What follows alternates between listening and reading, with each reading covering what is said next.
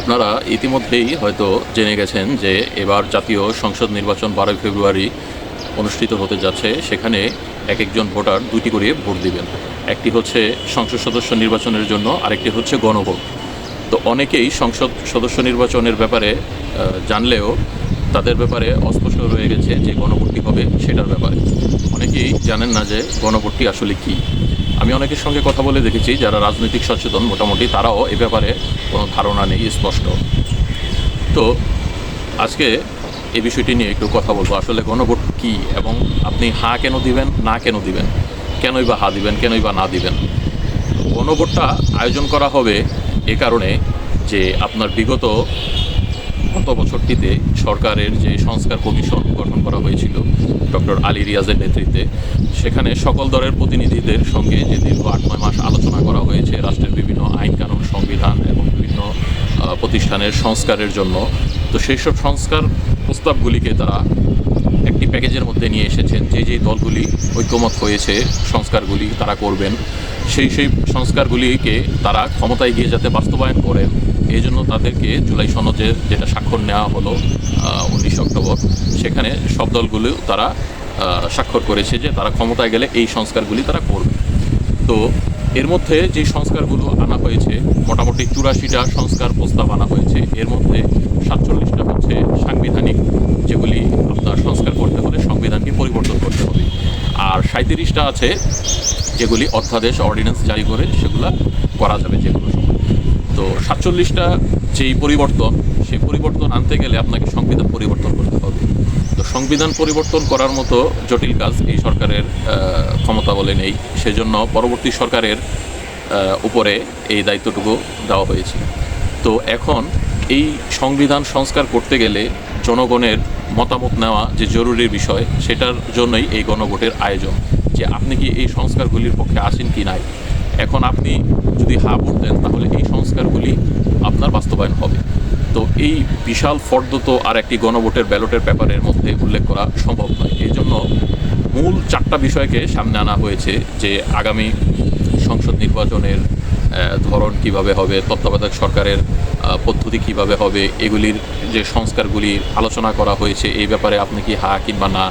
তারপর সংসদ উচ্চকক্ষ বিশিষ্ট হবে, সেখানে নারী আসন বাড়ানো হবে, সংরক্ষিত নারী আসন, এবং সংসদের স্পিকার এবং ডেপুটি স্পিকার নির্বাচনের ক্ষেত্রে যেই সংস্কার আনা হয়েছে সেগুলির ক্ষেত্রে আপনার মতামত কি, হ্যাঁ অথবা না। তো এগুলিকে 4টা অপশনে নিয়ে আসছে। 4টা অপশনের প্রতি যদি আপনি সম্মতি থাকে তাহলে আপনি হাতে ভোট দিবেন। এই হাতে ভোট দিলে আপনি যে সংস্কারগুলো পাবেন আগামী সরকারের কাছ থেকে, তারা আইন করে সেটা বাস্তবায়ন করবেন। এবং সংস্কারে উল্লেখ করা আছে যেই সংস্কার প্রস্তাবগুলি আনা হয়েছে, সেই পরবর্তী সরকার যদি সেখানে তারা নির্বাচিত হয় তাহলে 180 দিনের মধ্যে সংসদীয় কমিটি গঠন করে, সংবিধান সংস্কার কমিটি গঠন করে তারা এই আইনগুলিকে বাস্তবায়ন করবেন 180 দিন থেকে 270 দিন এর মধ্যে। তো এর মধ্যে বড় যে সংস্কার প্রস্তাবগুলো আছে, যেরকম আপনার আগামীর যে তত্ত্বাবধায়ক সরকার হবে, সে তত্ত্বাবধায়ক সরকার বর্তমান সংবিধানে কিন্তু নেই। বিগত আওয়ামী লীগ সরকার কিন্তু এটা উঠিয়ে দিয়েছিল 2014 সালের ইলেকশনেই। তো তত্ত্বাবধায়ক সরকার সিস্টেমকে আবার পুনরায় সংবিধানে যোগ করা, এবং তত্ত্বাবধায়ক সরকারের প্রধান যিনি হবেন তিনি নিয়োগপ্রাপ্ত হবেন কার দ্বারা, এতদিন তো ছিলই না সংবিধানে।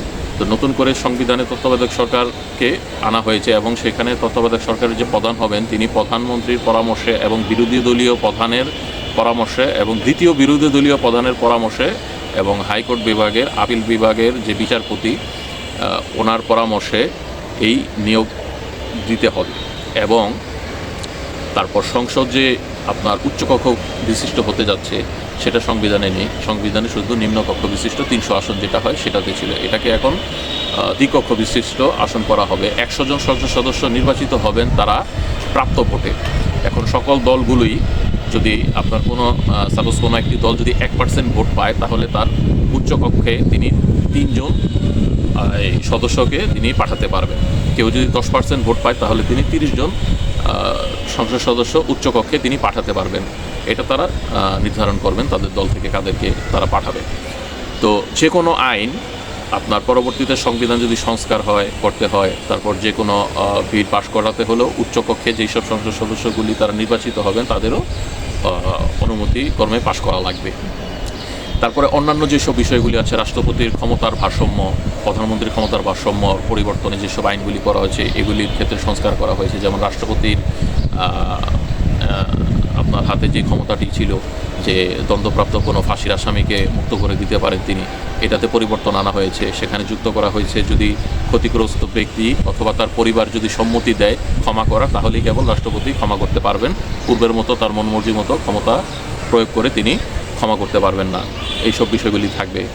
তারপর আপনার দুর্নীতি দমন কমিশনের প্রধান, পিএসসির প্রধান, তারপর আপনার যে আরও যে সাংবিধানিক প্রতিষ্ঠানগুলো আছে, নির্বাচন কমিশনের প্রধান নিয়োগপ্রাপ্ত কে হবেন এবং তার নিয়োগের যেই প্রক্রিয়াটা, এগুলির ক্ষেত্রে আপনার সংস্কার আনা হয়েছে। সেখানে সরকারি দল, বিরোধী দল এবং সংসদের স্পিকার এবং কোনো কোনো ক্ষেত্রে বিচারপতি তাদের পরামর্শক্রমে ওই ব্যক্তিরা নিয়োগপ্রাপ্ত হবেন, যেখানে পূর্বে ছিল শুধু প্রধানমন্ত্রীর পরামর্শক্রমেই এইসব প্রতিষ্ঠানগুলির প্রধানরা নির্বাচিত হতেন।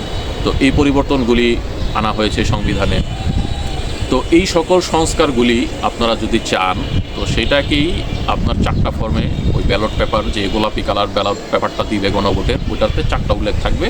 প্রথমে থাকবে এই সংস্কারগুলি যদি আপনারা চান তাহলে হাতে ভোটে, আর যদি না চান তাহলে নাতে ভোট দেন। তো এটা মোটামুটি ছিল সংক্ষেপে সাধারণভাবে বোঝার জন্য বলা। তো মোটামুটি আশা করি আপনারা ক্লিয়ার হয়েছেন যে আপনারা যদি গণভোটে হা ভোট দেন তাহলে আগামী যে সরকার আসবে তারা এই পরিবর্তনগুলি করতে বাধ্য থাকবে। এবং এজন্যই প্রতিটা দলের প্রায় 30টা দল এখানে স্বাক্ষর করেছে গত বছরের 19শে অক্টোবর, যেটা জুলাই সনদ নামে। সেখানে প্রতিটা দলের প্রধান এবং সাধারণ সম্পাদক তারা স্বাক্ষর করেছেন যে আমরা ক্ষমতায় গেলে এই আইনগুলিকে আমরা সংবিধানে পরিবর্তন করা সাপেক্ষে আমরা বাস্তবায়ন করব। তো পরবর্তীতে যাতে তারা ক্ষমতায় গিয়ে কেউ টালবাহানা করতে না পারে যে না আমরা এগুলা করবো না, এগুলা তো জনগণ চায় না, আর গণতান্ত্রিক ব্যবস্থায় জনগণের উপরে সব দায় চাপানো হয়, তার দলের যেই কয়জন লোক থাকে সেগুলোকে জনগণ মনে করা হয়, বিরোধী দলে যারা থাকে তাদেরকে জনগণ মনে করা হয় না। তো জনগণের দোহাই দিয়ে অনেক কিছু তারা এড়িয়ে যেতে চান। তো সেই জন্যই এই ব্যবস্থা করা হয়েছে যাতে জনগণের ওপর সম্পূর্ণ দায় চাপিয়ে দিয়ে তারা যাতে এড়িয়ে যেতে না পারেন। এই জন্যই তাদের কাছ থেকে পূর্বই এই অন্তর্বর্তী সরকার স্বাক্ষর করে রেখেছে যে তারা ক্ষমতায় গেলে এই সংস্কারগুলি করবে, তারা বাধ্য। তো এখন সিদ্ধান্ত আপনার উপরে যে আপনি হাতে ভোট দিবেন নাকি নাতে ভোট দিবেন। তো আশা করি বিষয়টি আপনারা ক্লিয়ার হয়েছেন।